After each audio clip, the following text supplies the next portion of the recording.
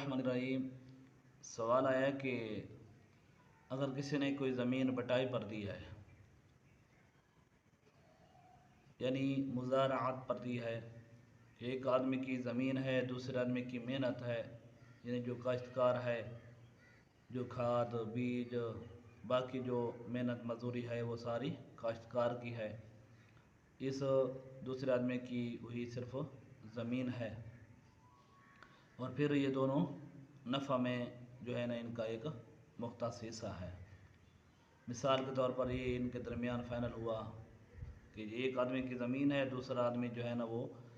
उसमें काश्त करने वाला है, तो जो काश्त करने वाला है उसका जो है ना बाकी मेहनत मजदूरी सारी उसी की है कि उसने खाद भी लगानी है, बीज भी डालना है, बाकी जो ज़रूरियात होती हैं हल वगैरह। तो फसल के बारे में यह है कि जितनी फसल होगी तो उसमें जो ज़्यादा हिस्सा है तो वो ज़मीन के मालिक का होगा और कुछ हिस्सा जो है ना वो काश्तकार का होगा, या इस तरह इनके दरमियान तय हुआ कि ज़्यादा हिस्सा काश्तकार का होगा और कुछ हिस्सा जो है ना वो ज़मीन के मालिक का होगा। तो यहाँ पर मुज़ारात में और बटाई में ये हुक्म है कि हर एक आदमी अपने अपने हिस्से से उशर निकालेगा। मिसाल के तौर पर अगर 70 बोरी गन्नम की हुई है तो 40 बोरियां अगर ये ले रहा है ज़मीन का मालिक और 30 बोरियां वो काश्तकार ले रहा है, तो ये अपने 40 के हिसाब से जो है ना वो उशर निकालेगा और वो दूसरा आदमी 30 बोरियों के हिसाब से उशर निकालेगा।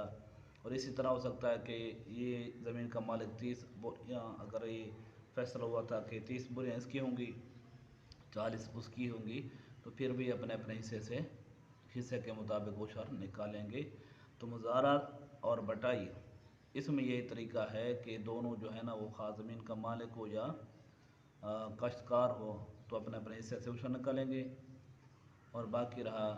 कि जो ठेके पर ज़मीन होती है तो वो सिर्फ काश्तकार ही उशर निकालेगा। बाकी अगर वैसे कोई साहिब निसाब है वो ज़मीन का मालिक तो उसके साथ ये अपना किराया मिलाकर अगर उस पर ज़कात बनती है तो वो अलहदा ज़कात निकालेगा। लेकिन ये याद रखें कि ये जो उशर निकालना है, खास ज़मीन का मालिक अपने हिस्से से निकाल रहा है, ये दूसरा आदमी, तो ये जितने भी अखराजात हैं खेती पकने से लेकर खेती बोने से लेकर पकने तक, फिर पकने से लेकर उठाने तक, काटने तक, घर ले जाने तक, जितने अखराजात हैं ये सब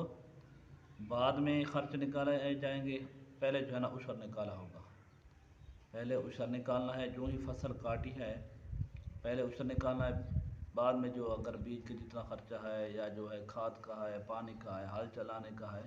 वो सारे अखराजात बाद में निकालने हैं। अक्सर लोग इसी में गलती कर जाते हैं कि वो पहले इन लोगों को हिस्सा दे देते हैं, बाद में जो उनके पास हिस्सा बचता है, गंदम आती है घर में, तो उससे उशर निकालते हैं। उशर बाद में नहीं बल्कि उशर सबसे पहले ही निकालना है।